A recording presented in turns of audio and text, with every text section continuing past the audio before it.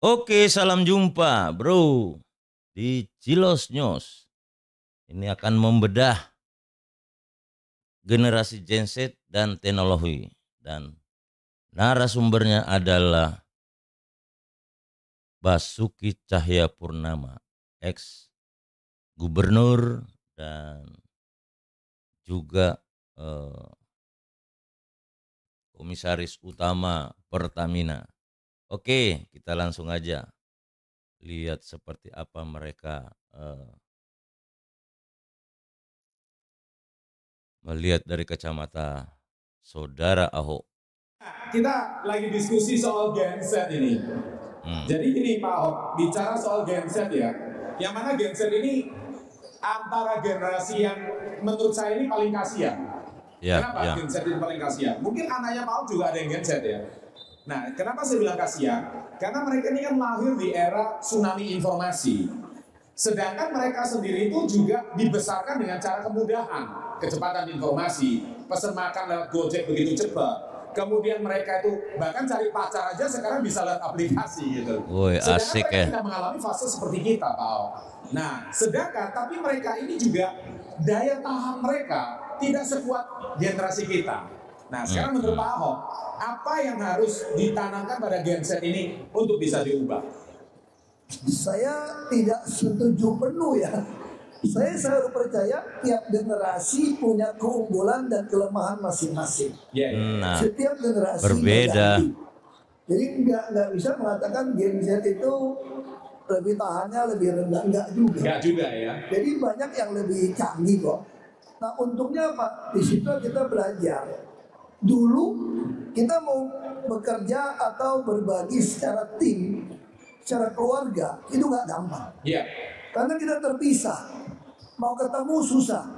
Nah sekarang di zaman seperti ini antar generasi bisa disatukan. Oke. Di dalam satu gadget, di dalam satu istilahnya WhatsApp group gitu ya. Iya. Dulu kita nggak pernah kebayang tuh, saya sama nenek saya, sama tante saya, adik saya, anak saya di luar negeri beda-beda jauh, tiap hari bisa ngobrol, Iya. bisa video call bareng gitu loh. Jadi sebetulnya zaman ini harusnya lebih mudah, karena Harusnya ya. gap antar generasi, keunggulan kelemahan antar generasi kita satukan dalam waktu tempat yang sama walaupun posisi beda. Itu seolah-olah ada di depan mata kita. Iya. Jadi bisa contoh gitu ya. Nenek saya tahun ini mau 100 tahun. Iya. Ibu saya sudah hampir 80 tahun. Anak pertama. Tante saya rata-rata udah hampir 80 tahun. Mereka bisa punya video call itu. Video call grup. Terutama cucu-cucu, cicit-cicit say hello. Nah yang paling masalah itu ketika di dalam keluarga tidak diajarkan keterbukaan. Keterbukaan. Nah, saya bilang tadi tiap generasi ada keunggulan kelemahan kan. Betul. Apa kelemahan generasi kita? Tidak pernah mengakui salah. Oke. Orang tua pasti benar. Iya. Kalau generasi yang baru, salah itu biasa saja, yang ngaku salah gitu loh. Iya. Nah ini kalau kita mau punya satu prinsip keterbukaan, kita mulai kasih contoh standar. Nggak ada manusia sempurna kok. Jadi ayah juga bisa salah. Tapi yang anak baru sekarang bukan Gen Z lagi. Anak saya umur 5 tahun itu apa? Alfa. Wah, kalau saya marahin dia, saya juga kaget-kaget tuh. Dia bisa ngomong gini, bunda, ini ayah galak banget gitu. Terus memang begitu ayahnya galak katanya. Galak. Aku nggak suka ayah galak marahin saya. Tapi artinya apa? Ada satu generasi baru ini, mereka jauh lebih berani ngomong. Oke. Generasi kita salah dikit, ibu saya cuma ngambil rotan cepret. Iya. Nggak mau tahu. Terus kita kuku panjang ini. Iya. Langsung pakai penggaris yang keras, tok di kelas keliling. Kalau sekarang digugat ke polisi kita. Iya. Tapi jadi Setuju. makanya saya bilang persoalan antar generasi sangat bersyukur kita bisa kita selesaikan dengan teknologi. Iya. Dulu nggak pernah kepikir dari kita. Jadi itu yang saya katakan, setiap zaman, setiap generasi selalu ada solusi sebetulnya. Nah, bicara soal solusi, anak sekarang itu dikit-dikit ngomongnya hustle culture. Tahu hustle culture. Jadi dia itu merasa dirinya itu kayak diperas. Jadi kalau udah jamnya pulang, ya saya on time, saya dibayar sampai jam 4 selesai. Nah mungkin kalau beda di zaman kita gimana nih Pak Ahok? Malah generasi ya 12 tahun 20 tahun ke bawah kita juga merasa jadi generasi sandwich. Gitu kan, atas jepit, bawah jepit, bayar pajak, kerja susah. Iya. Jadi sebenarnya setiap generasi itu ada susahnya. Iya. Tinggal kita belajar. Makanya saya belajar begini. Zaman ini kita juga bersyukur. Kita bisa belajar meditasi tidak perlu guru. Karena di TV, di YouTube, medsos kita bisa belajar. Setuju. Kita bisa olahraga tanpa guru. Iya. Jadi sebenarnya kalau orang bisa introspeksi sendiri, meditasi, dia kan jadi orang yang lebih wise gitu kan, lebih belajar kan. Tapi jangan kayak saya, jangan belajar meditasinya setelah dikirim ke Makobrimob. Iya, jadi kalau bagi Ahok justru ini adalah satu kemudahan dan keberanian anak-anak sekarang luar biasa sampai anaknya Ahok pun protes. Ahok itu keras sama anak-anaknya, katanya diprotes sama anaknya, ndak suka kalau dikerasin kayak gitu. Oke, kita lanjut. Jangan. Nah itu nggak perlu gitu ya. Itu nggak perlu. Anda bisa lakukan setiap hari, bisa Anda lakukan sekarang. Nah itu jadi generasi sekarang sebetulnya saya tidak mengatakan bahwa mereka itu hitungan ya. Generasi kita juga mulai belajar. Ibu saya sama teman-temannya, lama ada temannya 88 tahun. Dulu kalau ibu saya punya angkatan, cari uang terus, simpan buat anak cucu cicit. Betul nggak? Generasi lama kan? Yes. Gak mau jalan-jalan, gak mau makan enak, gak mau beli sepatu bagus, semua gak mau.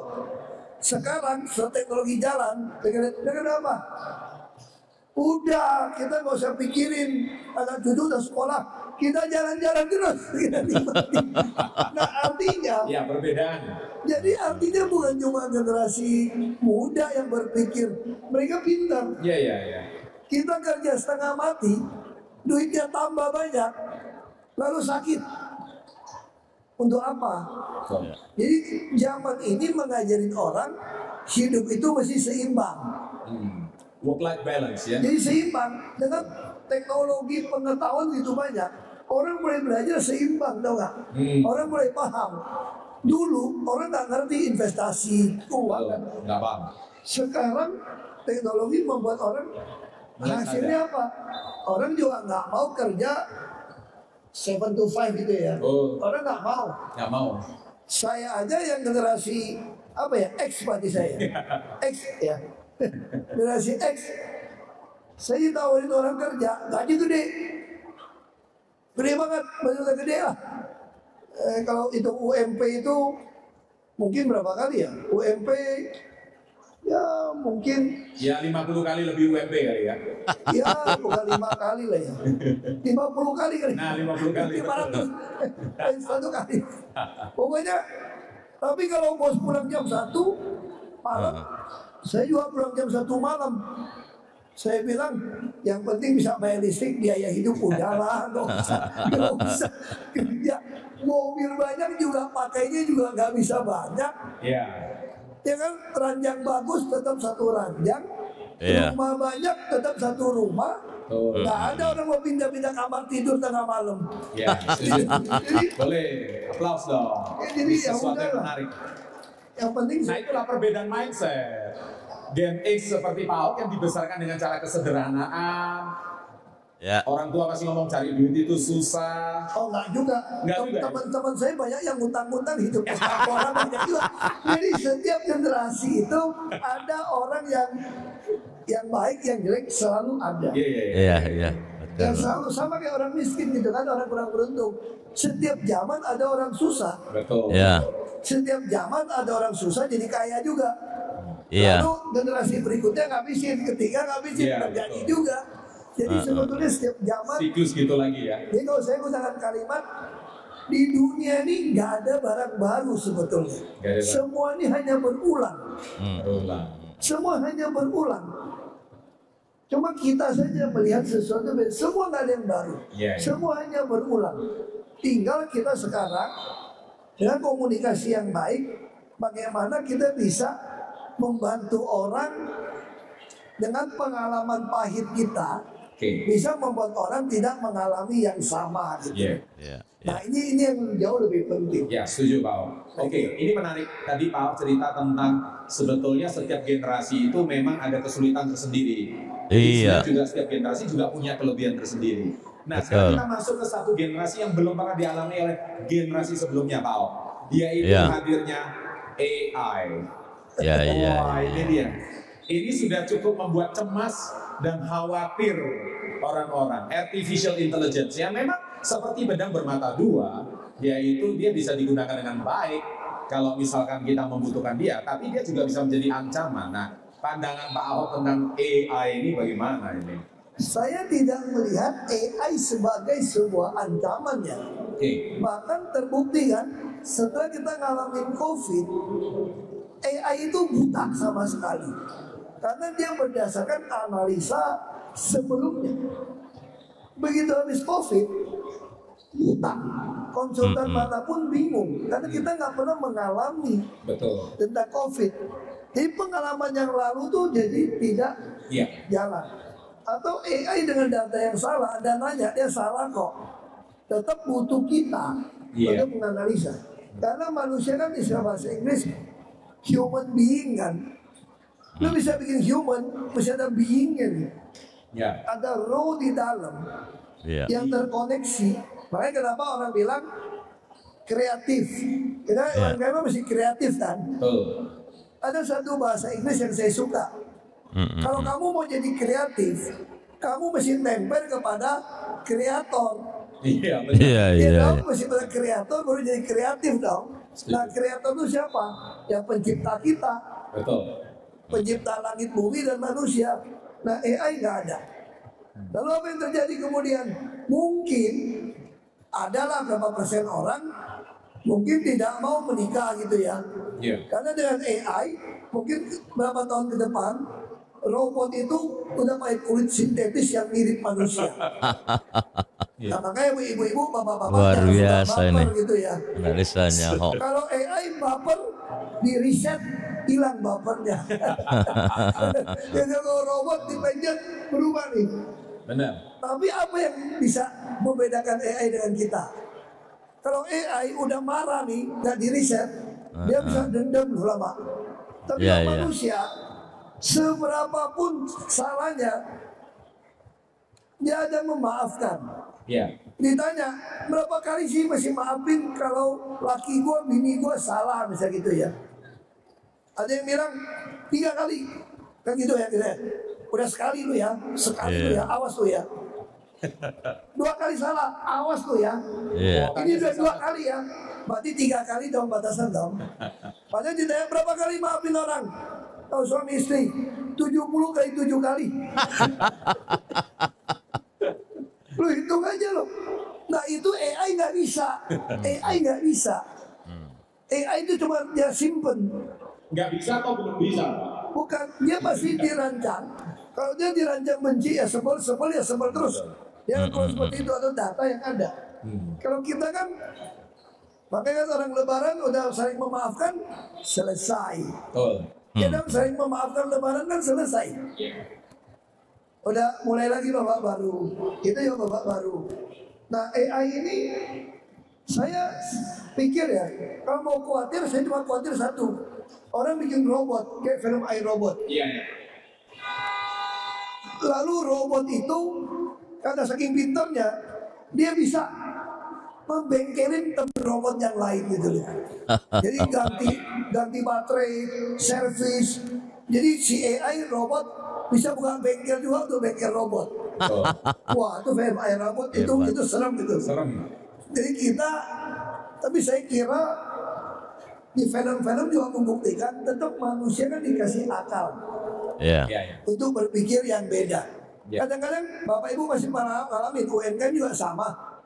Kita semua pengusaha pernah ngalamin lah. Iya, iya. Udah susah jalan keluarnya gitu loh. Betul. Udah bingung jalan keluar, ini macet di sini. Iya. Bisa ketemu orang yang bantu nolong kita. Betul. Ada aja ketemu jalan keluarnya gitu loh. Kalau Iya, AI iya, bisa. iya. Iya. Tapi dengan komunikasi yang baik, akhirnya ketemu jalan keluarnya. Itu manusia bisa kepikir melampaui Ya. yang dia punya. Kalau AI harus berdasarkan data sebelumnya. Data sebelumnya. Ya. Manusia mampu membuat solusi keputusan yang kadang dia nggak pernah kepikir. Iya. Dia lagi meditasi atau lagi sembahyang, lagi doa, Ya. ya kan lagi sholat, tiba-tiba dapat ide, Iya, iya. dapat ide yang nggak pernah kepikir sebelumnya gitu loh. Kok gue bisa ya kayak gitu ya?